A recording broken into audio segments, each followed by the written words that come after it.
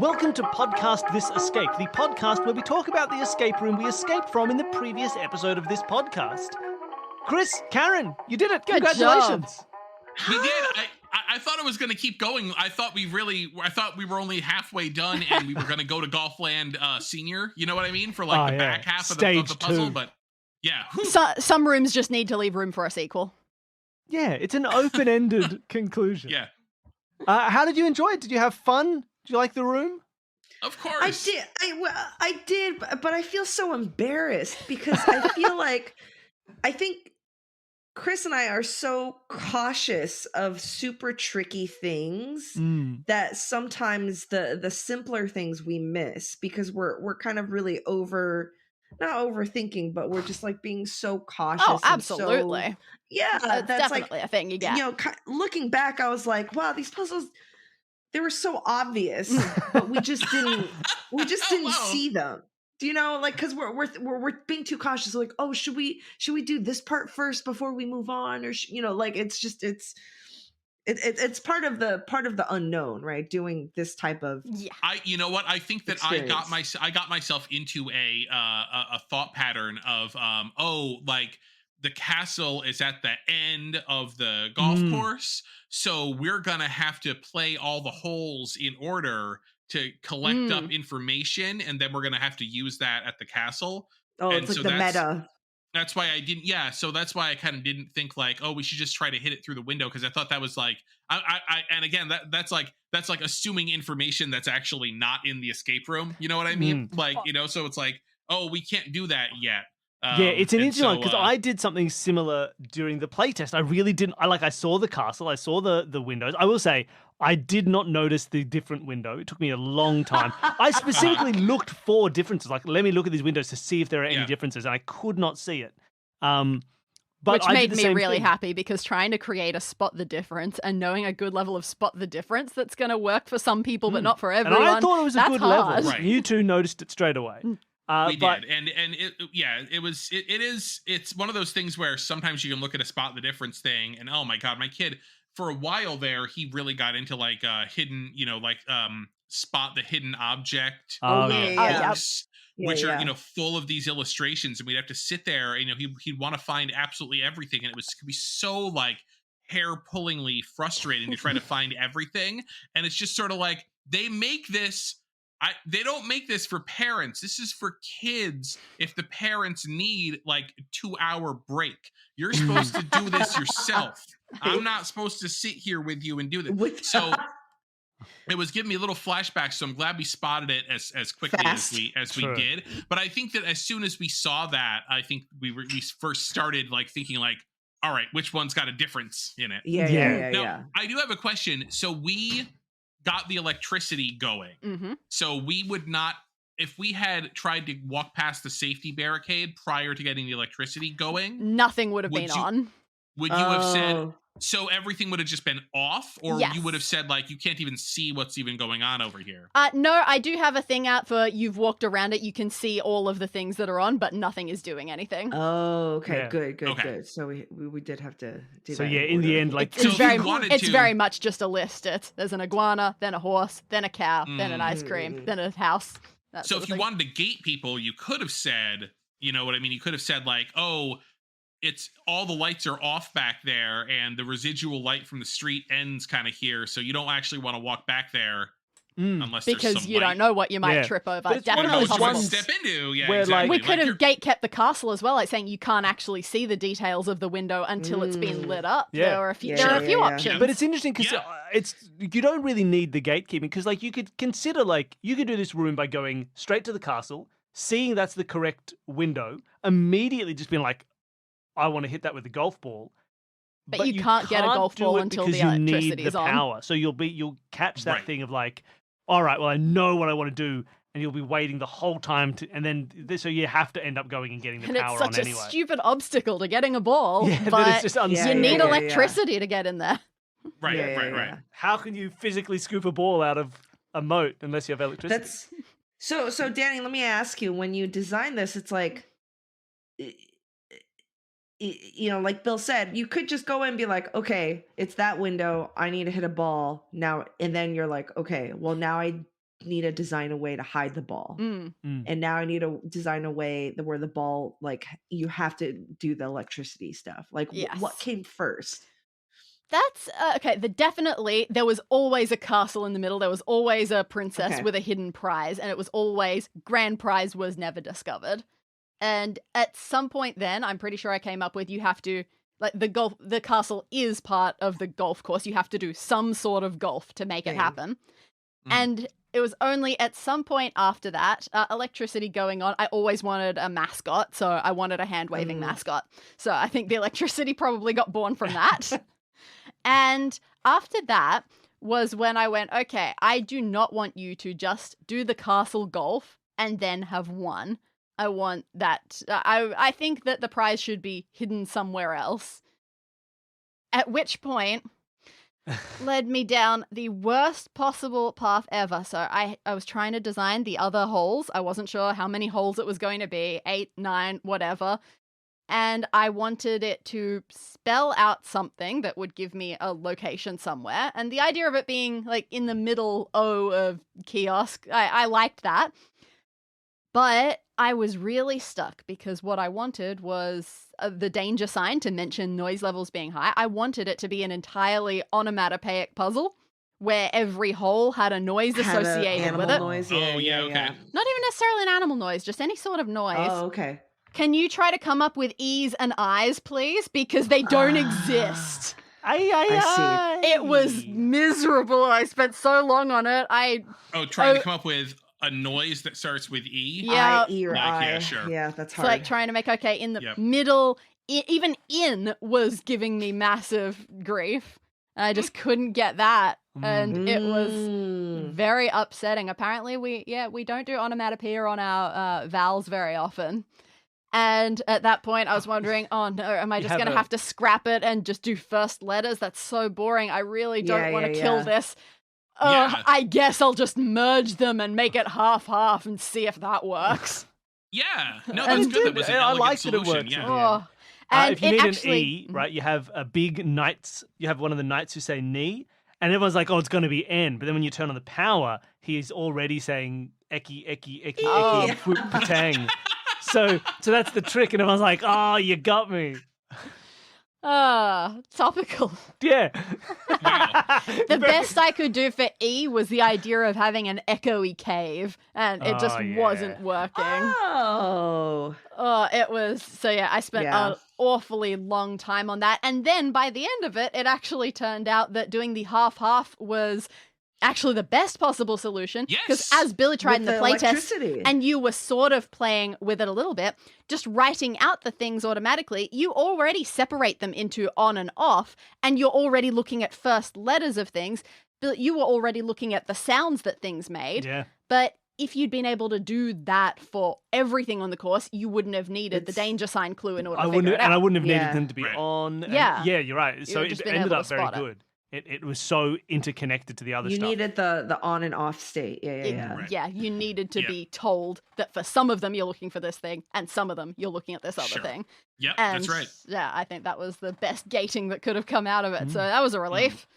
And good job, Karen, on saving us, figuring out that the castle note had to be applied to the danger sign. Other note. Well, I thought it was weird. I was like, well, why did we get this sign? And there's like nothing weird about it. It was funny, Chris, you started cycling off things that you've already used. And then right before you would have gotten to the sign, you stopped and went, I don't know. Yeah, you listed every single thing in the entire room except the side and went, this isn't getting me anywhere. Well, the problem is it's a procedural sort of thing because I have my map that I wrote down all of the physical locations, but the sign is one of the images that you shared. So I have them all open in tabs. Yeah, would have gotten there eventually, maybe, but I'm glad that Karen saved our butts on that one.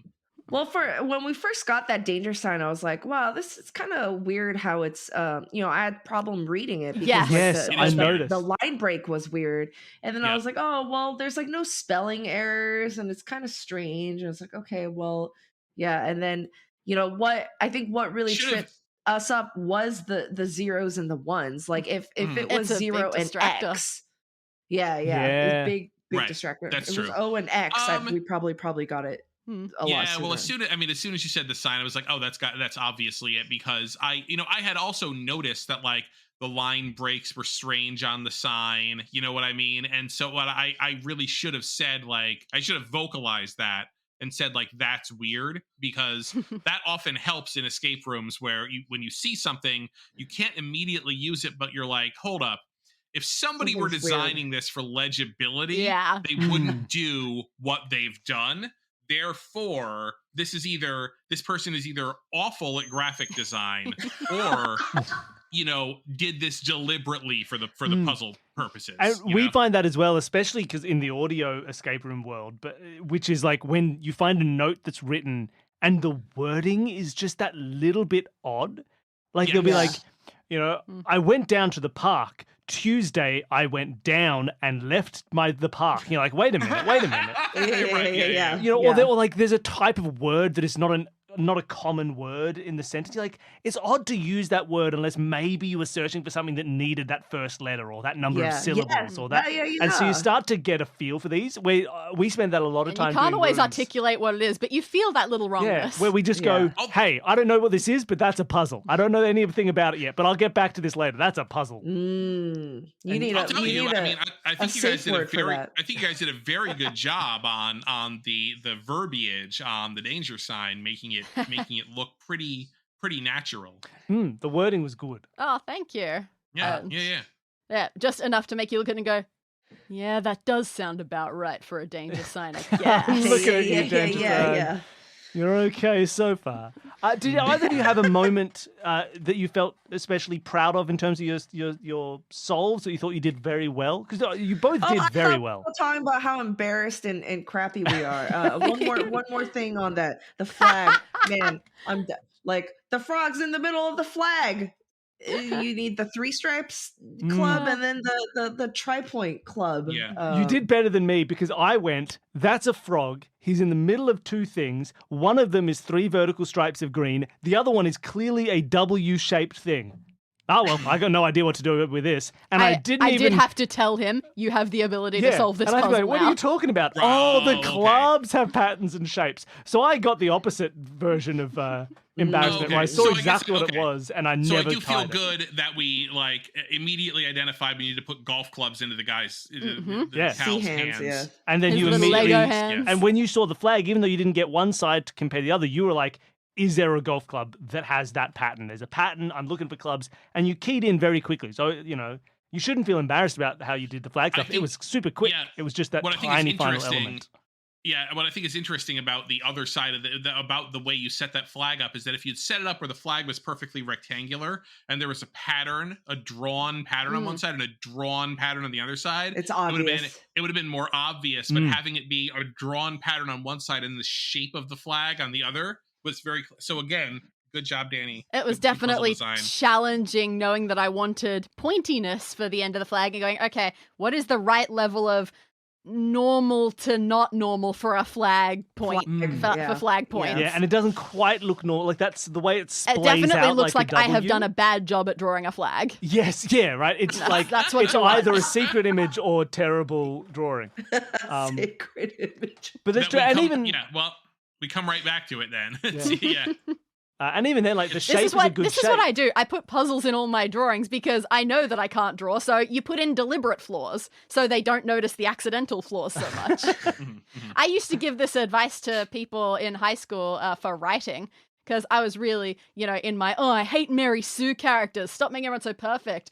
And my thing was, okay, you've got to give your character one really big glaring flaw that you are aware of. Otherwise, your readers will notice all the flaws that you didn't intend. And so it's exactly the same for pictures here. So proud moments. Chris, what's your problem? I don't feel like I have any. No, I told you. Figuring out the castle note, corresponds to the danger sign. What did I do? I don't know. Made a lot of kiosk related jokes and humor. Karen, I believe you wanted to scoop with the G. Yeah. Oh yeah. Oh, G scoop. Yeah. I thought of scooping. Yeah, you tried to. Thing. Yes. But Absolutely. I did think of scooping. You, Yes. you thought of scooping. It was a good idea so much so that I have that in my notes as like moat if they try to scoop with putter or similar. Well, that's what And you it- would and do it makes sense. typically. Is you would Exactly. try to squirt the putter. Yeah, it just Yeah, won't work. Yeah. I would say it was fun to listen to you two do this because so often when we have people coming on and playing, the common thing we get is someone will peg onto a puzzle and they'll go, oh, and they'll start doing it, and the other person will go like, wait, hold on, what are you doing? What's going on? Right. And this right. never happened with the two of you in terms of like when you started doing like if it's on, it's this. If it's off, it's the object. Both of you just started going like, okay, so INMID, and you were both Yeah, immediately you were on the both, same like, place. very Sure, much. Yeah, You were very much like When you obviously, understood, you both understood. like you clearly have like both have a very high understanding of how escape rooms work. So there's you Yes. don't need to tell each other like, oh, so we're going to try maybe first letters and see if there's a. You're just like, of course you do. That's Well, like we're going to yes. just go with that. We're going to do this. We're going to do that. Like you were very on the same page the entire Mhm. time. So it's hard to sort of distinguish anything that one of you contributed that the other didn't. If anything, it feels like most of the time it was whoever said it first, and the other one went, yep. All right, I'm there. Yeah, which is good to see. And I think for us, it's like we probably spend a lot of time trying to collect and absorb information before making any moves, Mm.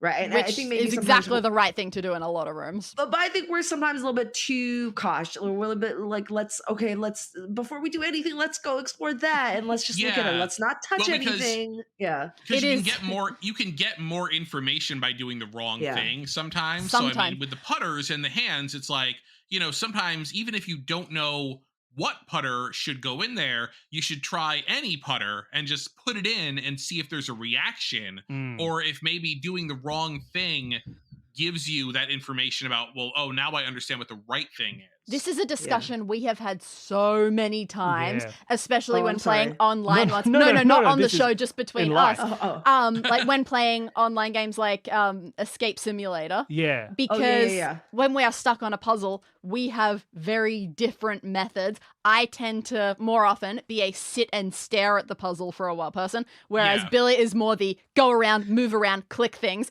getting feedback from incorrect. Mm. Interesting. And so, yeah, the different types of puzzles, some puzzles require that. There are some where you can't progress until you've gotten things wrong to figure it out that way. Yeah. And it's There's- really, The amount of It's times you had that understanding. classic idea of like, you get to a computer password, you don't know what it is, and the game is waiting for you to be like, put in a password, and it will give you a hint. yeah. Like put in something incorrect. Oh, yeah. And it's tough Yeah. because I sometimes for these explicitly, because in general, yes, when I'm trying to like play a game, I have to just like look at all the other stuff, and even if I get stuck in these, I'll I have the tabs of all the images open. I'll just like tab between them, be like, what's this? What's this? What's this? What's this? Maybe something will jump into my head. But Yeah.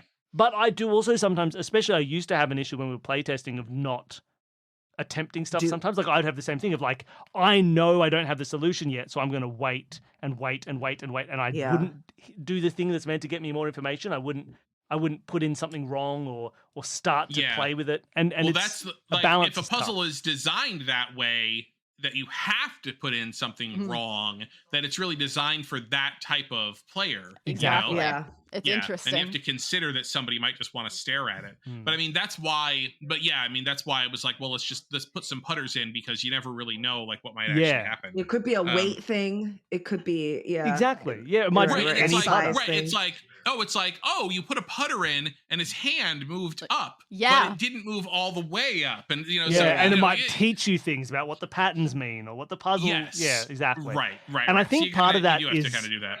Is limiting people's options. Like there's a certain thing where like you'll spend a lot of time, you'll check everything. Like I want to check this now. Oh, I won't put that in yet. I'll check the next thing. I'll check the next thing. And you have, if you want them to try it, I think you need to like, have a point where it's like there's nothing left. Else, You yeah. have fundamentally checked all 8 things in the room. You cannot check more things. You have to start doing something else, and that That's needs like to be us super with the clear. holes. Yeah.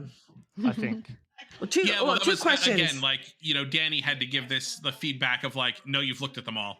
Yeah, You've looked and at it them makes a all. You know, huge you difference. Your have all brain the changes information. gears. Well, especially because when the way we're thinking about it is, it's a big miniature golf course and there's all these holes, so we have to check everything. Yeah. So as I mean, you guys are I mean, you're running a podcast here. Like, you need to move things along a little bit. You don't want us like, so it's like, yeah, you have everything you need. Yeah. You're right. It is probably like Bill says that one of our biggest hints that we give now is just saying, talk to each other. The other biggest hint is either you have looked at everything or you haven't looked at everything. Yeah. Yep. Or this is solvable. Like, you have the amount of information to make this solvable. Again, if you wanted to extend that out, you could do it where the broken ones are broken, and it's like you have no interest in, you don't want to mess with the broken ones because you don't know where the ball's going to go. It's broken. But the working ones, you play it, and when you get when you get the ball in the hole, that's when the noise triggers. Could be, yeah. Like, oh, you heard a ding dong, that sort of thing. Yeah, so you actually do make people go not impossible. Collect that information up. Yeah. Yeah, I think Right. we probably thought, oh, there's 9 holes, or half of them are working. Each one is a puzzle in itself. I think maybe we're thinking too much of like the meta structure. If this were a multi-hour room like the last one that we had you on for, absolutely would have happened. Yeah, true. Yes. Yeah. I'm pretty sure in my super original, like months and months ago, early sketch for this room, I did have a lot more separate sections. Like, here's one that's in construction. Here's one that is your classic windmill. And I did have a few more separated out things that were all going to be puzzles. But in the end, we didn't. And thankfully, I didn't write that room months ago. I just came up with the idea months ago. It's interesting because after having not played miniature golf for an extremely long time, just recently, just a few weeks ago, we played down at Sunnyvale Golfland, which was the first mini golf course that I played in probably a decade. And then we went and we did another one that's it's in this area as well, because we figured we'd be taking the kids out to do mini golf. And so yeah, I've had mini golf. Do they not run around? Experience. That's my challenge. My kid runs around and like touches all the stuff, and I was like, no, come back. Well, they do. No, so our older kid, he plays the holes. Then the younger, they just give her a plastic putter, and then she basically just takes Hit her ball. stuff. She figured out how to do it because she's looking at all of us and she has no idea what we're doing. She started off hitting the ball, and then she realized that it's way easier if you just pick the ball up with your hand, walk over to the hole, and put it in. Craft. You get That's a hole problem in one solving. every time. Yeah. Guaranteed. Yeah. Happy learned to putt. Yeah. Wonderful. We've been playing not real mini golf. We've got Oculus VR mini golf. Walkabout mini golf on the Oculus. That's great fun. It's very effective. It's very real feeling. Yeah, that immediately is just like, I'm playing real It mini makes golf. me just as angry as real mini golf. Oh yeah. Oh, that's why I don't really play a lot. Here's my question. Do you guys have any desire or interest in playing real golf? I've played a little bit of real adult golf. grown-up golf. I played once when I was 13 and haven't touched it again since. I don't have anything against it, but I also don't feel any particular draw towards it. If someone invited me golfing, I guess I'd go, but I just don't think about it, which is because my brother and my nephew now are like super competitive pro golfers. But wow, really? it just hasn't hit me. No, they're amateur golfers, surely, right? I think they're pro-am. Okay, they're amateur golfers. Archie may have won money. Okay, that makes them my pros. 14-year-old nephew. Yeah, that's true. Yep. Yeah. Very good golfers. Wow, good for them. I'm a professional shark expert. Like, Yeah, that's right. it. You've been paid money to opine about sharks. Pretty great. And present facts. Yeah. Karen, did you say you had some questions earlier, and then we interrupted you for about 15 minutes? Just a little bit of a revisiting. You guys were talking about your different styles. Oh yeah. To me, it's a very for me it's a discussion of how you play Portal. I don't know if you guys played the video, the classic game Portal. I was thinking about this. Yeah. Are you a person where I need to survey the room before I punch my portals, or am I blasting in bam, bam, bam, bam, bam, bam, bam? No, definitely the think first and look for the good surfaces first. Oh, Do you remember? Yeah. It's been a while. When my wife and I started dating, and Portal 2 came out with co-op. Oh, co-op. And we were like, oh, we'll play Portal co-op together because we're dating. It should be fun. So we start, we're the opposite. So the level starts and I'm just sitting there going, okay, I'm going to sit here. I'm going to take this all in and figure out what to do. And she's already just like, pew, pew, pew, pew, pew, pew, portals everywhere. And then she like jumps through all the portals. She's like, okay, go through that orange one. I'm like, I don't even know what's going on. Yeah. What's happening here? Yeah. It did not go well. I mean, the thing is, in the Escape Simulator ones, it's all just one screen, first person, and we're just talking to each other the way that we play it. And you would go so fast around looking around at things that I would get motion sick. Yeah, Oh, yeah. jeez. I can't imagine having that experience in Portal. That's my so that's my second question, which is Escape Simulator, which I think I played everything up until the steampunk expansion. Sure. And Cool. Do you like? Have you guys done the community rooms? Yes, there yes. are some fantastic Amazing. community rooms. Absolutely. Yeah. There are some really, really good ones. It's such a great like little workshop for people to just be like, I have a cool escape room design. Let me show you. That's And a just fantastic really play. idea. It's great. Have you There's a seen lot the of fun ones that community stuff. are, there was, I don't know if it was just a single one or if they made a set, escape rooms that were also Sudokus that you were walking around in? Yeah, someone made That I was think a quite series something. where there's 9 rooms, each of which has a 3x3 grid in it, and all the rules of Sudoku are there. But you're solving puzzles to open the next room to so learn that you can more. complete the Sudoku But then more. some of those puzzles are like, you're Wow. like, I can't get into the other room, so I can't see all the numbers that are there, but I can see through a little slit in the door that there's a 3 there, so I can use that to finish a puzzle in this room that lets me open. And they're really fun. It's a really cool. They're so inventive. Oh, Yeah. Chris, you should. There's some very Your good stuff. son on would there. like it too. Like it's. Okay. Yeah, there's like I remember a Stranger Things kind of like a mall 80s one. I love the ones where it's like the diorama, like where it's a miniature version of Yes. the Oh, actual yes. space you're in. And as you're kind of, it's like, oh God, what is that? There's another game that's kind of like that where you have the Fisherman's diorama. Tale? Oh, Yeah, where you That's change one thing, fantastic. but the real, Yeah. yeah. Oh man. Okay. Fisherman's that's cool. Tale is one of my favorite puzzle experiences I've ever had. Okay, I'm gonna write that down. on VR, which is like, yeah, you're like in a little room, but then you have a little room in that room that is the room you're in. Yeah, so that yeah, when yeah. you look up, you see yourself leaning into the room that's in your room that's also above you. It's wild and ridiculous. It was amazing. It's a fantastic Maquette game. is similar to that too. Ah, cool. Maquette, yeah. Maquette. can you write that down? How do I spell Maquette? MAQUETTE. Very cool. Fisherman's Tale was French, wasn't it? Yeah. Made by the same people? The French love small scales of rooms that they're already in. They're obsessed with it, the French.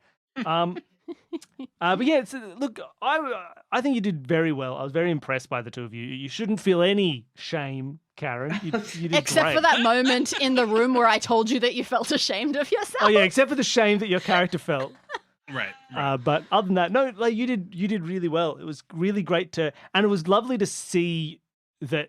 It's just nice to have people who are so clued into how an escape room works. Yeah, so that always as good. you go, you're just like, this is this. Aha, but I'm sure this will be this. Like even the stuff that you got caught up on that wasn't true, but like you went full price, half price. And for a while you're like, well, we should find out what full price is an incredibly reasonable thought. Like it makes perfect sense. It's like you have one option, which is 10-5-1, or it's no. Full Yeah. price is 8, so it's 8-4-1. 4. Like One. it's an incredibly reasonable way to structure that puzzle. Just happened not to We're- be how it was done. We're looking for we hear horses and we're looking for zebras, you know what I mean? True. Like we're looking for it to be more complicated than it is sometimes. Yeah. But even then, like Yeah. that's perfectly fine. Like that's an incredibly reasonable way to do it, and it was just like not the way it was done. And it was really so. Even stuff like that, even the stuff that you were like, "Oh, I can't believe we missed it." You missed it in a way that showed you, You had missed them in the right ways. the right understanding of what You're it right. could be, just not what it ended up being. Like, so I was very impressed. It was really fun to listen to you go through the whole thing. No one's going to be listening to this going, oh my God, Oh, how what stupid dummies. are they? Oh my God, that's my fear. Get a load of these Nah. idiots. You Good come job, across- brain. I'll never listen. What a Yeah, bad job these bad. brains did. Bad job, brain. Well, look, thank you so much for coming on and playing another one of these rooms. It was great to have you. Oh, I have. Thank you for having us back. It's so much fun to do It's these. so fun. I do have one last question. Danny has one last question. And one last comment about an edit that I made. And I Sure. wonder your thoughts. So one last question was, how do you feel about low stakes versus high stakes in that escape is rooms? interesting.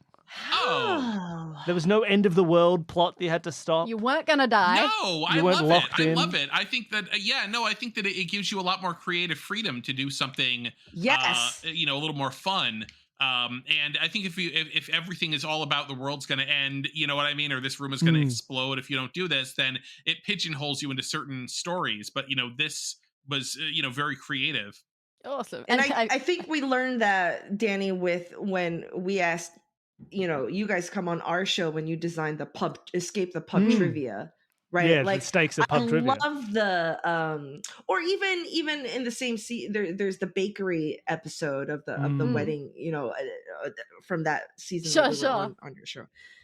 It's I like the mundane everyday thing. I think that brings a sense of humor. Like at a pub or at Golfland or something. There's like something funny about escaping something that's like not really dangerous. Yeah, that's cool. And like I said, it allows you to use funny different limitations, because when things are life or death, obviously you will scramble, you will claw, you will break, you will do whatever you gotta do. No one's going to be like, oh look, Jigsaw's going to kill me if I don't fish this out of the moat, but I don't want to get wet, so I'll stay on land. Like, you can't. I see what you're saying. Okay, now I understand the whole idea. Okay. Of, the limitation can be I don't want to get wet. Sure. Yeah, because in character you'll be like, what am I going to get by being wet? Like, it's fine. I'm not that invested. I like it. I think that you, as an escape room designer, are worried about this more so than the actual escape room players would be. I think that the escape room player is not necessarily looking to have that fantasy of the super high stakes, scenario, and are more just looking to walk into a different world, and be there for a while. Yeah. I want to see what you come up with. I want to experience that way more. Yeah. Than the rush. Like, I want to see what could happen at a miniature golf place. If anything, I prefer this because it always sounds a little contrived, like, prison. Exactly. Insane asylum. A bomb has been planted in your brain that's going to explode if you don't solve this Sudoku.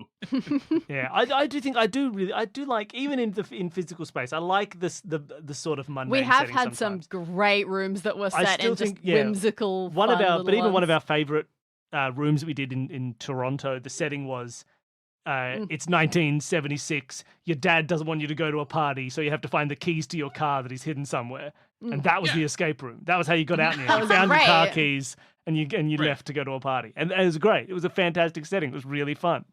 Yeah. There's a lot you get out of it. And then you can do all kinds of, funny things about, being in a house in 1976. Yeah. Absolutely. I like it. I think it does give you some room to do interesting things. It's good fun. The one thing that I changed in this was the ending, what the prize was. Oh, yes. What was the original prize? Oh. Well, actually, this was the original prize. Okay. And then I thought, typing this feels boring.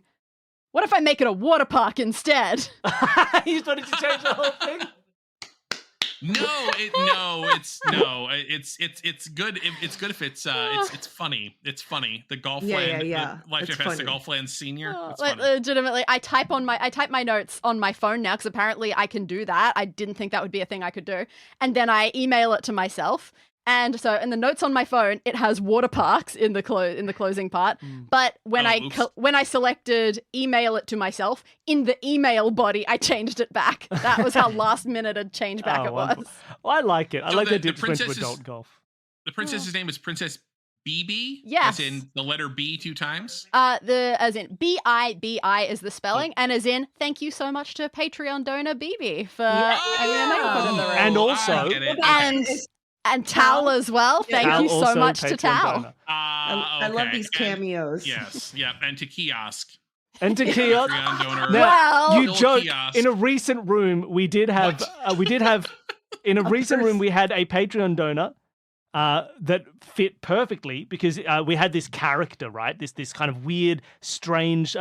It was a D&D room set character. in a D&D inn, and there's always the mysterious figure in the corner. Yeah, right, so this mysterious figure hiding in the shadowy corner. We named that mysterious figure after one of our Patreon donors, and then we also had a Patreon donor called Shadowy Corner. So we called the Shadowy Corner a great reference to Patreon donor, the Shadowy Corner. Incredible. So you can get away with these things. It's great. So clever. Well, Mr. Kiosk. So thank you again for coming on. If people wanted to check out more of your stuff and go and find Good Job Brain and other cool things you're doing, is there anywhere you'd like them to go? Is there anywhere you'd like to direct our audience?